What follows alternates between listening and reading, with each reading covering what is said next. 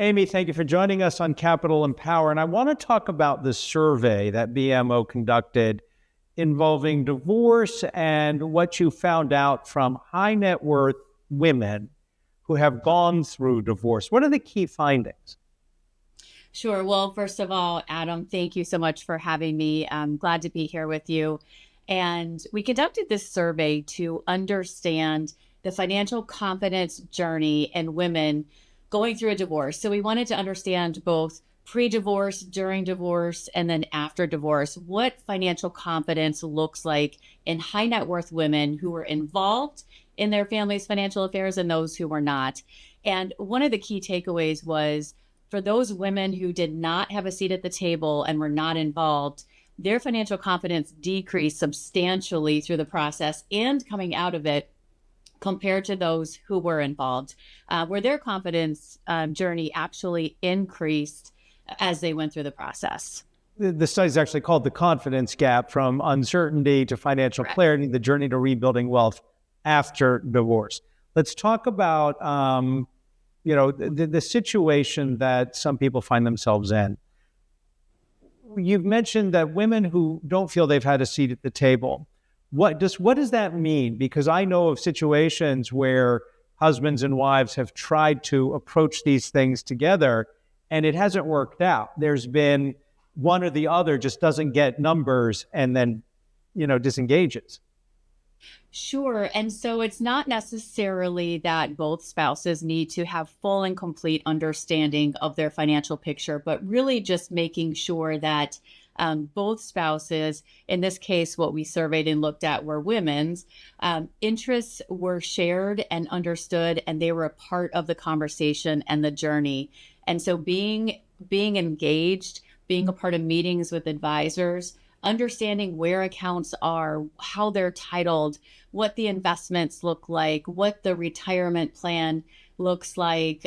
Do you have an estate plan? And where is that? And just having that understanding and awareness, not necessarily understanding all of it, but who to go to and what the pieces are and where they're at. Well, let's look at post-divorce. After a divorce, I would think an individual is totally responsible for their financial future, and yet the findings show that confidence remains low post-divorce. What's that about? So it actually decreased, which is, yes, it's interesting. So financial confidence for those women who were not involved financially decreased coming out of the divorce process. And it was just a confidence and understanding that maybe their spouse was handling their financial matters and they felt good about that and they didn't necessarily need to be involved in that, or maybe they didn't want to be. Life gets in the way. There are a lot of different reasons why women maybe don't engage on a regular basis. But then going through that process, it actually plummets quite substantially when there's a realization that, hey, I need to understand this. I'm going to be on my own. I'm going to be driving this ship and need to make sure that I feel good about where we're at and where I'm at and where I'm going. And so coming out of it, there is an increase. So it dropped substantially, an increase, but not to where they were pre-divorce. And so one of the things that we uncovered in our research that was really interesting was that during the divorce process, women that were not involved financially in their family financial affairs actually made different changes. So they maybe outsized, pulled back on spending. Maybe they didn't take those vacations that they normally would have or go out as much. And so they didn't necessarily have to do that, but because they did not have an understanding of the clear picture, they made changes that sometimes they didn't necessarily need to make. And in fact, the study found that it took more than a year. At least 39% of the respondents said it took more than a year for them to gain some kind of financial confidence post-divorce. It did. And, it just took them a little while to recover and gain their ground and understand what life looks like, what cash flow looks like, where they're at and how they can confidently, spend and enjoy their life in this new reality in their new world.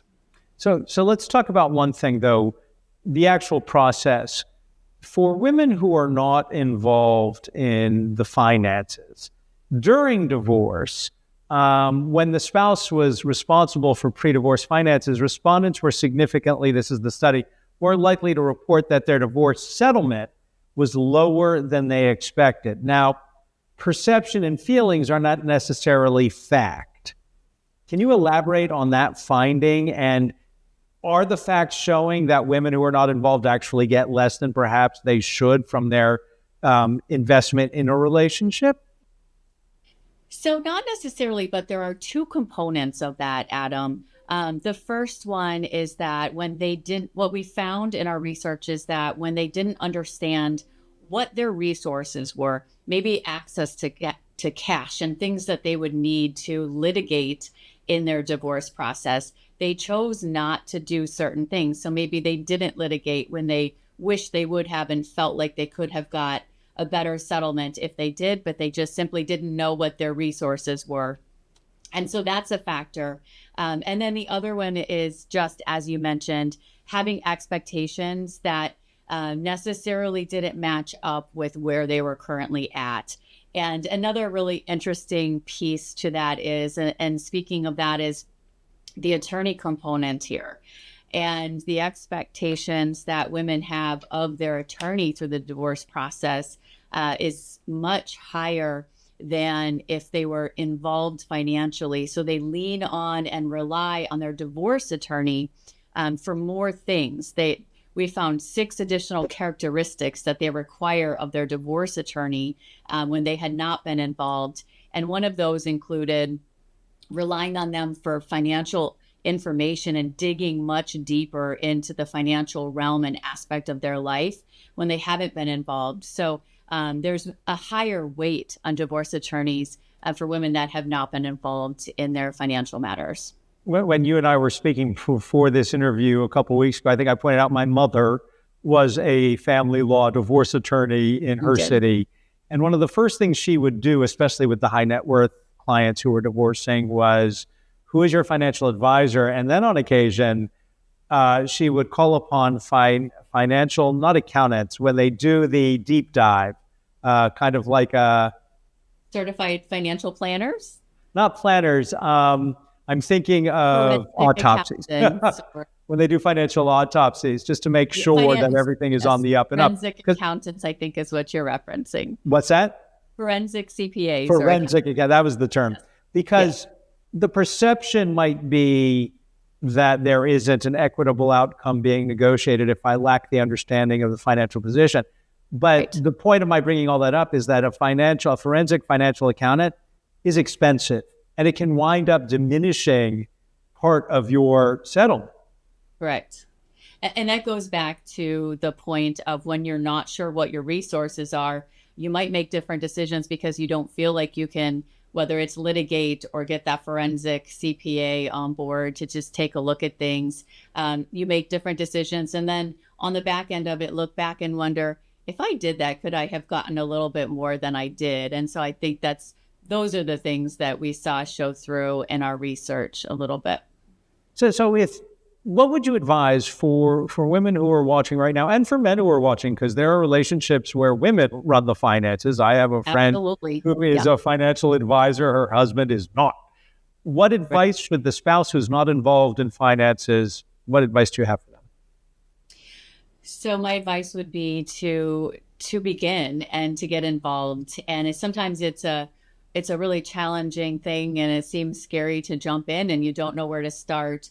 But reaching out to a financial advisor that has your best interests in mind, that really understands you and the complexities. It's important to work with an advisor that works with other clients like yourself, and understands what you're trying to accomplish and where you're at. And so I would recommend working with a financial advisor who is understanding of where their own unique situation and circumstances, and also to just get involved, not necessarily to understand everything, but to know all of the components of it and where to go.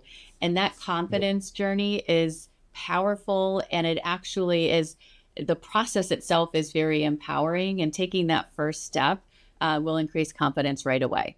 What surprised you about the study?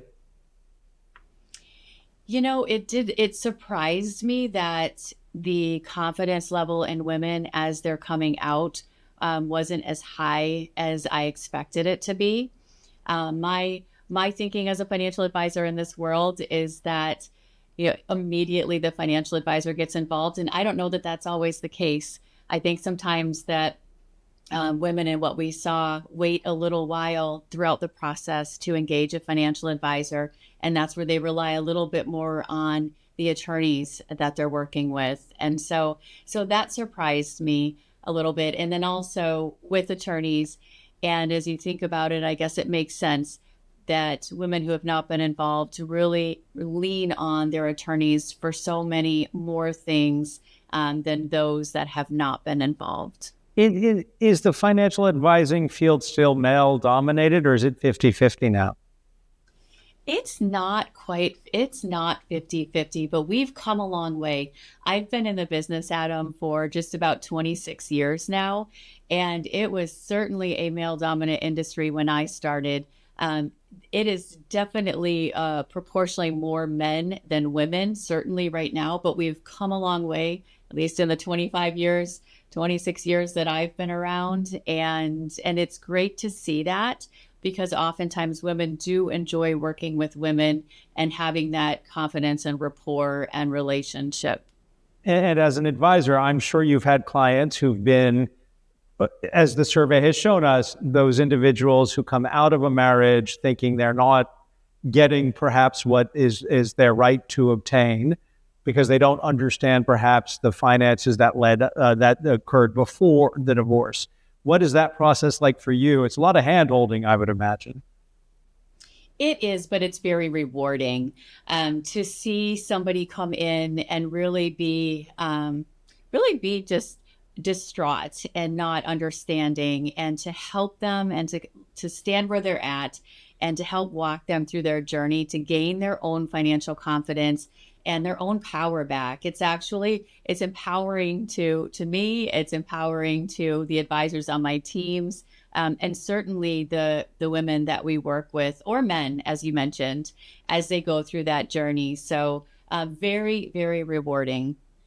It's interesting. I don't want to give too much away, but a relative of mine who is younger than 26 is a woman, and turned to her roommate, who is a financial, I won't say advisor, but in the financial field. And the 20-something relative said, "I need to learn this. Teach me."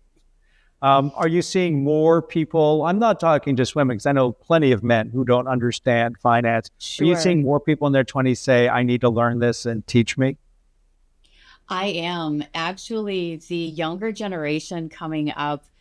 They are very financially savvy. They are very involved, and have this desire to learn about the financial industry and certainly their own financial situation. And we are seeing that with younger advisors and with just the younger generation in general.